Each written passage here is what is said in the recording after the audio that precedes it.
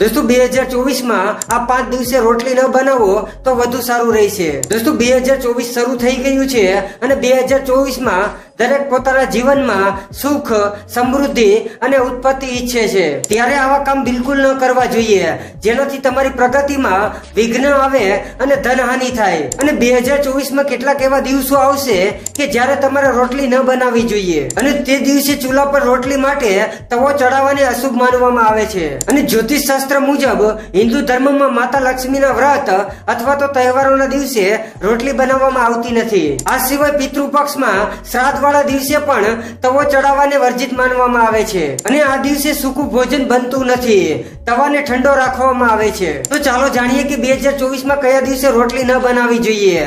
તે પહેલા આ વિડીયોને લાઈક કરી દેજો, અમારી ચેનલમાં નવા હોય તો તેને સબસ્ક્રાઇબ કરી દેજો અને કમેન્ટમાં જય માતાજી લખી દેજો। દોસ્તો ઉત્તરાયણ જાન્યુઆરીમાં સામાન્ય રીતે 14મી તારીખે આવતી હોય છે, પરંતુ આ વખતે ઉત્તરાયણ 15મી જાન્યુઆરીએ છે અને આ દિવસે 7 ધારનો ખીચડો ખવાતો હોય છે અને આ દિવસે ચોખા પણ ખાઈ શકાય છે, પણ આ દિવસે રોટલી બનાવવાનું ટાળવું જોઈએ। દોસ્તો નાગપાંચમના દિવસે ઘરે રોટલી બનાવવી જોઈએ નહીં, તેને અશુભ માનવામાં આવે છે।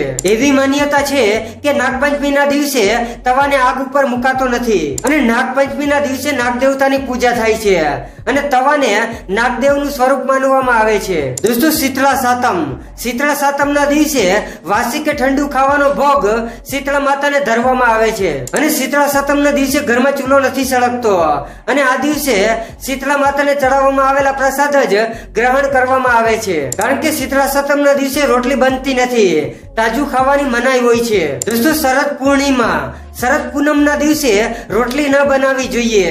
તે દિવસે ચંદ્રમા અને માતા લક્ષ્મીની પૂજા થાય છે, એટલે માતા લક્ષ્મી સાથે જોડાયેલા તહેવારો પર રોટલી બનાવવાનું ટાળવું જોઈએ।